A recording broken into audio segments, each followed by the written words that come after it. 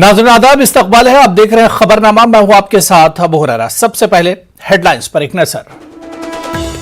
कर्नाटक हुकूमत की बीबीएमपी को हिदायत, ज़बह करने से पहले जानवर को बेहोश करना जरूरी। ज़बीहा खानों और चिकन सेंटरों में नाफिज करने की हिदायत। 8 साल बाद हिंदुस्तान और नेपाल के दरमियान रेल सर्विस एक बार फिर हुई शुरू। नेपाल के वजीर आजम शेर बहादुर देउबा और वजीर आजम नरेंद्र मोदी ने वीडियो कॉन्फ्रेंसिंग के जरिए रेल सर्विस का किया इफ्तिताह।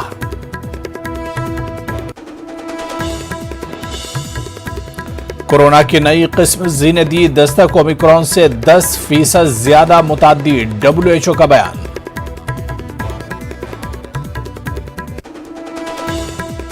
यूक्रेन ने रूसी तेल डिपो पर हमले की तरदीद की। रूस के गवर्नर ने दिया था बयान, कहा था कि यूक्रेन के हमलावर हेलीकॉप्टर ने फ्यूल डिपो को बनाया है निशाना।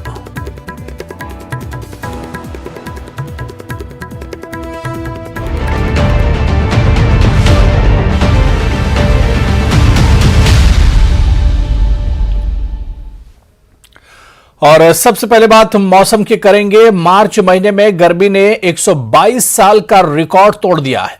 महकमे मौसमियात के साइंसदान RK जेनामनी ने कहा कि आने वाले महीने में इस तरह की गर्मी का सामना पूरे मुल्क में करना पड़ सकता है। दिल्ली, NCR समेत मध्य प्रदेश, गुजरात, राजस्थान में इस तरह की भयानक गर्मी रहेगी।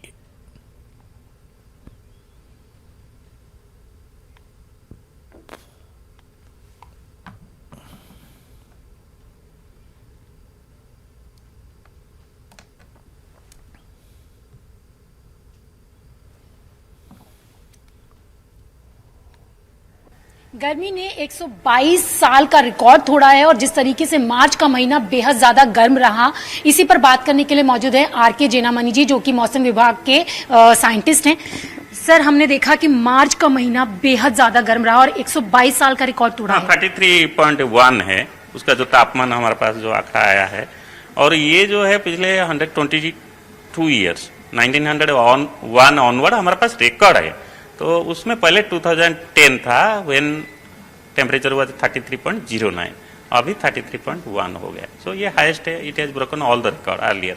Average maximum temperature monthly March, और सिमिलर ऑल्सो जैसे मिनिमम का ले एवरेज या टोटल मीन टेम्परेचर मार्च का ले, वो भी सेकेंड एंड थर्ड हाईएस्ट है। और सबसे ज्यादा जो एरिया अफेक्ट हुआ है वो उत्तर पश्चिम भारत है। हमारा दिल्ली, हरियाणा, राजस्थान और पश्चिम हिमालय का जो क्षेत्र है, वहां तो तापमान कंटिन्यूसली हाई रहा, 7 से 9 डिग्री 15 दिन रहा। हीट वेव भी हुआ जो पहले ऐसे नहीं हुआ था, तो ये रिफ्लेक्ट हुआ है। और उत्तर पश्चिम भारत में भी हाईएस्ट टेम्परेचर दर्ज किया गया अगर मार्च का हम एवरेज मैक्सिमम ले, सो लाइक ऑल इंडिया। और उसके साथ साथ हमारा जो पूर्वोत्तर राज्य है जैसे आसाम, मेघालय, वहाँ रेन थंडरस्टॉर्म इस टाइम होता है, लेकिन इस बार नहीं हुआ, जिसके वजह से वहाँ भी मिनिमम टेम्परेचर हाईएस्ट है 122 ईयर्स में। सो वहाँ भी गर्मी, जहाँ इतना जंगल और बारिश होना चाहिए, वहाँ भी हॉट ज्यादा है। तो सर, अगर हम बात करें मार्च में जिस तरीके की गर्मी रही है, अभी अप्रैल, मई, जून, तो उन दिनों में, उन महीनों में क्या हालात रहने वाले हैं? किस तरीके की गर्मी वहां पे रहेगी और कारण क्या है इतना गर्मी का?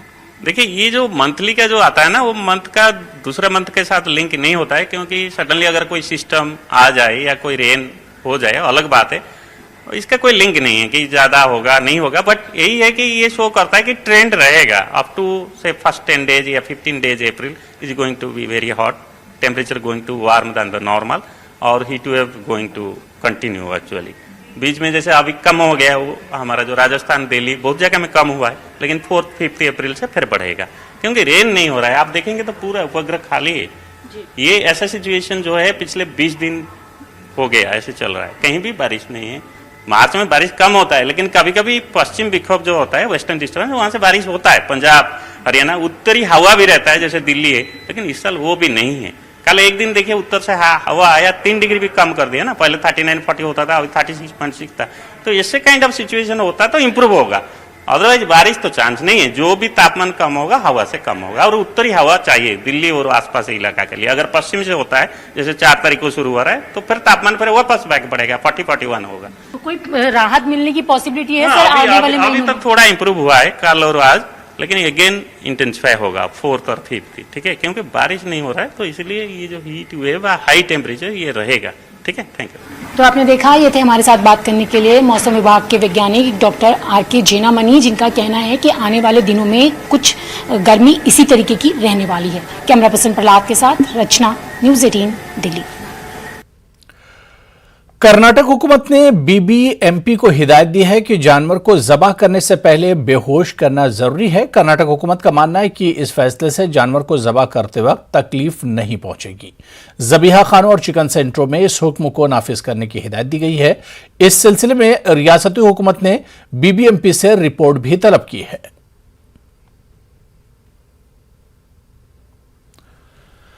पंजाब में भारी अक्सरियत से जीतने वाली आम आदमी पार्टी अब दीगर रियासतों में अपना सियासी मैदान मजबूत करने की कोशिश कर रही। गुजरात में इस साल के आखिर में इंतखाबात होने वाले हैं।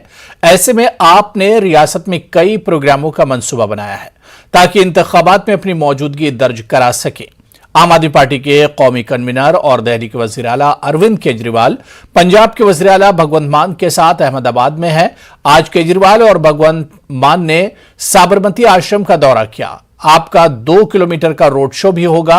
पार्टी ने इस रोड शो का नाम तिरंगा यात्रा रखा है। केजरीवाल और मान का इतवार को अहमदाबाद में स्वामी नारायण मंदिर जाने का प्रोग्राम है।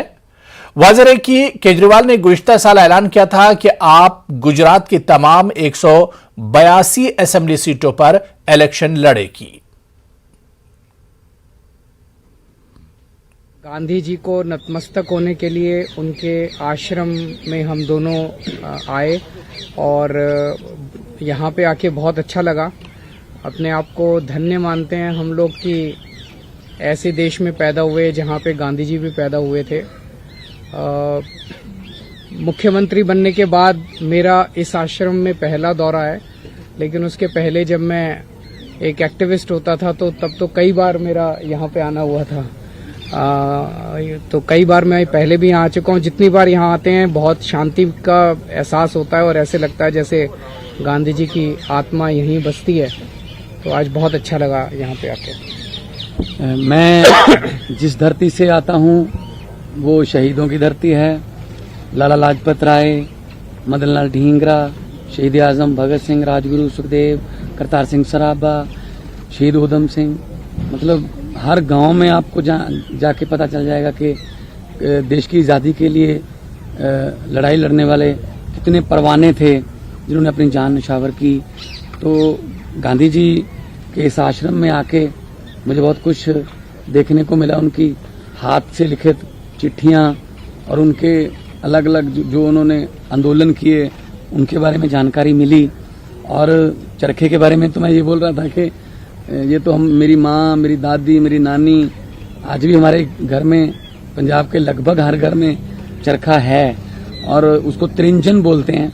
जब इकट्ठे बैठ के लेडीज जो हैं वो साथ में वो कल्चरल सॉन्ग भी गाती हैं साथ में मिलके। तो वहीं बीजेपी ने केजरीवाल के गुजरात दौरे पर तनकीद की है। गुजरात के लोगों को गुंडे कहना, दंगई कहना, चंद वोटों के लिए, एक विशेष वर्ग की वोटों के लिए सारे गुजरात के समुदायों के बारे में बुरा बोलना अरविंद केजरीवाल जी अच्छी बात नहीं है। अरविंद केजरीवाल एक नौटंकी करते हैं। मेरे पे हमला हुआ, जानलेवा हमला हुआ, प्रोटेस्ट से निकले हुए लोग आज प्रोटेस्ट भी बर्दाश्त नहीं करते। ये उनकी मानसिकता को दर्शाता है। मैं गुजरात के लोगों को ये जरूर कहना चाहता हूँ, ये खुद इतना बड़ा दंगई है, इसका काम लोगों को उकसाना है। आज गुजरात के लोगों को दंगई बोल रहा है, आज गुजरात के लोगों को गुंडा बोल रहा है। क्यों बोल रहा है? क्योंकि एक विशेष वर्ग के लोगों की वोटें लेना चाहता है। गुजरात के लोगों को भी सतर्क होने की जरूरत है। ऐसे दंगइयों को मुंह तोड़ जवाब देंगे गुजरात के लोग वक्त आने पर। याद रखना अरविंद केजरीवाल जी, तुम दंगई हो, लोग तुम्हें जवाब देंगे। आज फिर पेट्रोल डीजल के दामों में 80 पैसे का इजाफा हुआ है। पेट्रोल और डीजल की कीमतों में नई दिल्ली में 80 पैसे फी लीटर का इजाफा किया गया, जबकि मुंबई में पेट्रोल और डीजल की कीमतों में 85 पैसे और कोलकाता में 84 पैसे का इजाफा दर्ज किया गया। ताजा तरीन तरमीम के साथ दिल्ली में पेट्रोल 102 रुपये 61 पैसे फी लीटर फरोख्त होगा, वहीं डीजल 93 रुपये 87 पैसे फी लीटर फरोख्त किया गया। जबकि मुंबई में पेट्रोल की फी लीटर कीमत मुसलसल इजाफे के बाद 117 रुपये 57 पैसे पर पहुंच गई, वहीं डीजल की कीमत 101 रुपये 79 पैसे पर फरोख्त हुई।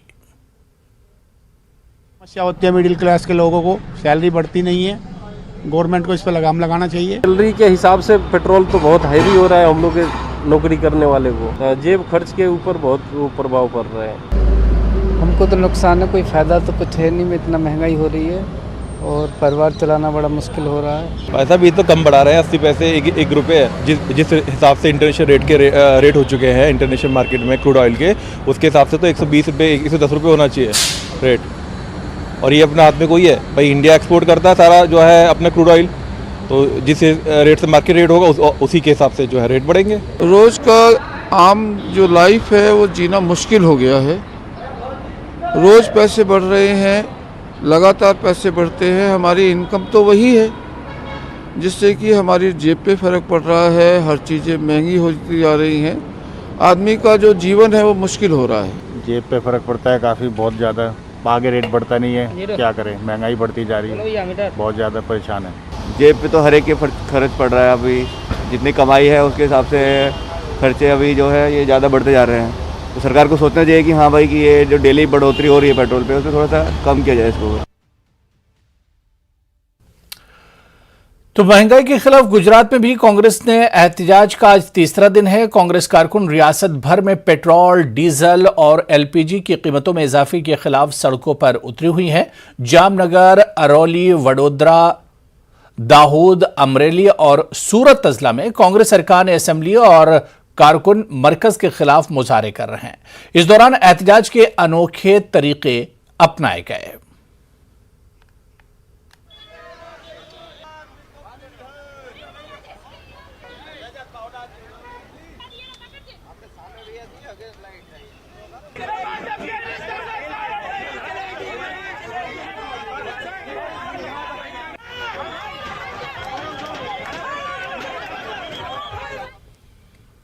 दिल्ली में कांग्रेस ने एक प्रेस कॉन्फ्रेंस की जिसमें महंगाई के खिलाफ मरकजी हुकूमत की जमकर तनकीद की गई। कांग्रेस लीडर रणदीप सिंह सुरजेवाला ने इस दौरान आदादोशुमार के जरिए मोदी हुकूमत पर निशाना साधा। Low of LPG gas cylinder prices, ऐसा लगता है मोदी जी इस घर के और भारतीय जनता पार्टी इस देश की महिलाओं की दुश्मन है। घर के बजट की भी भारतीय जनता पार्टी दुश्मन बन गई है, दुश्मन के नजरिए से देखती है। पिछले 2 महीने में ये 346 रुपया बढ़ चुका है, केवल पिछले 2 महीने में। फरवरी मार्च के अंदर ये 346 रुपया बढ़ चुका है। पिछले 8 साल में 845 रुपया बढ़ चुका है। अब तो पकोड़े तलना भी मुश्किल हो गया। मोदी जी कहते थे पकोड़े तलो, कहां से पकोड़े तलें, बाहर खाना मुश्किल हो गया, रेडी पर खाना मुश्किल हो गया। जैसा मैंने कहा था, भाजपा की चुनावी जीत अब इस देश में लूट का लाइसेंस बन गई है। चुनाव तक कीमतों में ब्रेक लगाते हैं, हिंदू मुसलमान करवाते जाते हैं और उसके बाद जनता की जेब लूटने लग जाते हैं। हां, एक बात माननी पड़ेगी मोदी जी और भाजपा की, एक मामले में वो धर्मनिरपेक्ष हैं। वो हिंदू और मुसलमान में कोई भेदभाव नहीं करते। वो महंगाई है, अकेले मुसलमान पर नहीं, हिंदू पर भी लगाते हैं और बराबर लगाते हैं। सच्चाई यह है मेरे साथी, सत्ता का अहंकार सत्ता में बैठे हुक्मरानों के सर चढ़कर बोल रहा है, क्योंकि उन्हें एक बात समझ में आ गई है कि देश को धर्म के आधार पर बांटा जा सकता है। धर्म के आधार पर बांटिए, पूंजीपतियों की जेब में पैसा डालिए, वो पैसा चुनाव में इस्तेमाल करिए और लोगों को बेवकूफ बनाइए। चलिए यहां पर रुकेंगे फिलहाल छोटे से ब्रेक के लिए।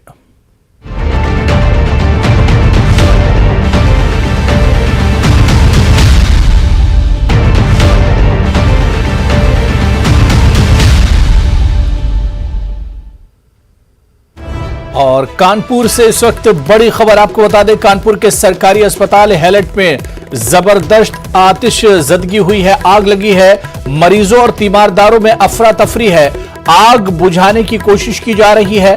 बताया जाता है कि वार्ड 50 के पीछे ही आग लगी है। मरीज और तीमारदारों में अफरा तफरी है। आग बुझाने के लिए मौके पर लोग मौजूद हैं और आग बुझाने की कोशिश की जा रही है। कानपुर से बड़ी खबर है, जहां कानपुर के सबसे बड़े सरकारी अस्पताल हैलेट में आग लगी है और ये आग काफी ज्यादा है क्योंकि मरीजों और तीमारदारों में अफरा तफरी फैल गई है। आग बुझाने की कोशिश की जा रही है और ये तस्वीरें भी हम आपको दिखा रहे हैं, शुरुआती ये तस्वीरें हैं। बताया जाता है कि वार्ड 50 के पीछे ही आग लगी है, जिसकी वजह से मरीज और तीमारदारों में अफरा तफरी है।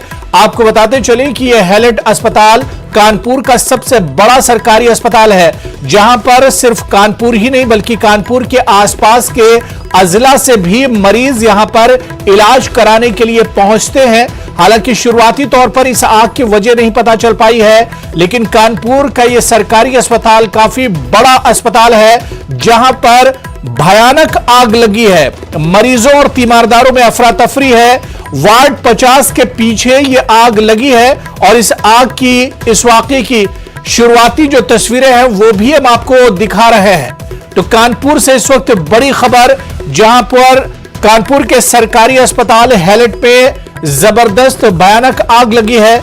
मरीजों और तीमारदारों में अफरा तफरी है। हालांकि आग बुझाने की कोशिश की जा रही है।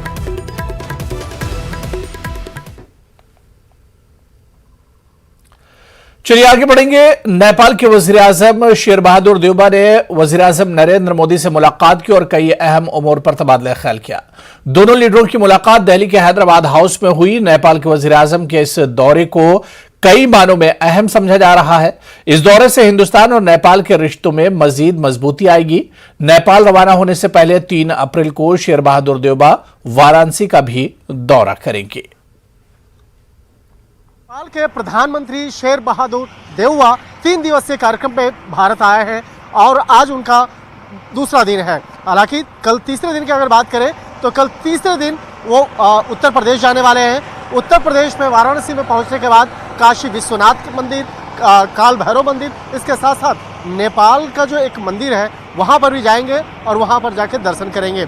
जिस तरह से नेपाल के प्रधानमंत्री यहां पर पहुंचे हैं, कई उनके मसले हैं और ख़ास तौर पर भारत और नेपाल के बीच में जो एक मजबूत दोस्ताना रिश्ता कई सालों का रहा है, तो किस तरह से उस रिश्ते को और आगे मजबूत करना है। और पिछले कुछ सालों के दौरान जो नेपाल के पूर्व प्रधानमंत्री थे केपी शर्मा ओली, उनके कार्यकाल के दौरान जिस तरह से भारत और नेपाल के रिश्ते में थोड़ी सी करवाहट आई थी, जिस तरह से नेपाल के प्रधानमंत्री चीन के साथ में जिस तरह से एक गठजोड़ कर रहे थे, उसके बाद जिस तरह से भारत का जो एक सीमा विवाद का जो मसला है, भारत का जो भूभाग एरिया है, उस पर जिस तरह से नेपाल के उस वक्त के तत्कालीन प्रधानमंत्री के द्वारा जिस तरह से दावा किया गया था, इन तमाम मसलों पर वो चाहेंगे कि वो आकर के भारत के साथ में फिर से एक मजबूत रिश्ता बनाए और भारत के साथ में जिस तरह से एक थोड़ी सी करवाहट आई थी रिश्ते में, उसको दूर करें। तो निश्चित तौर पे जिस तरह से कहा जा सकता है कि जिस तरह से भारत का कद लगातार अंतर्राष्ट्रीय स्तर पर लगातार आगे बढ़ता जा रहा है,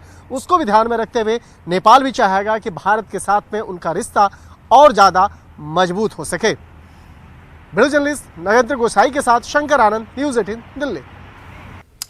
तो ये 8 साल बाद हिंदुस्तान और नेपाल के दरमियान रेल सर्विस एक बार फिर शुरू हुई है। नेपाल के वजीर आजम और वजीर आजम नरेंद्र मोदी ने वीडियो कॉन्फ्रेंसिंग के जरिए रेल सर्विस का इफ्तिताह किया। यह रेल बिहार के जयनगर से नेपाल के जनकपुर के रास्ते कुर्था तक जाएगी। 3 अप्रैल से आम मुसाफिर भी इस रेल से सफर से लुत्फ अंदोज हो सकेंगे। हिंदुस्तान और नेपाल के दरमियान रेल सर्विस का कुल फासला 34.9 किलोमीटर है। रेल सर्विस के इफ्तिताह के दौरान वजीर आजम मोदी ने कहा कि रेल सर्विस के आगाज से दोनों ममालिक के ताल्लुकात मजीद मुस्तहकम होंगे।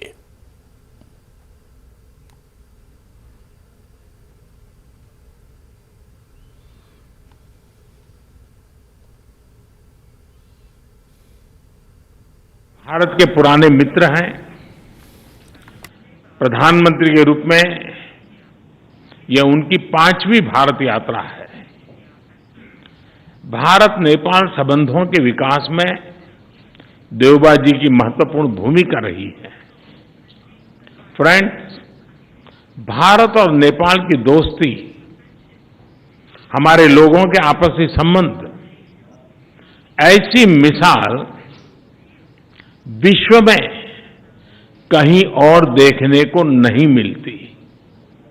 हमारी सभ्यता, हमारी संस्कृति, हमारे आदान प्रदान के धागे प्राचीन काल से जुड़े हुए हैं। अनादि काल से हम एक दूसरे के सुख दुख के साथी रहे हैं। हमारी तो चलिए इस बुलेटिन में अभी फिलहाल इतना ही। आदाब। इस न्यूज हेडलाइंस के प्रायोजक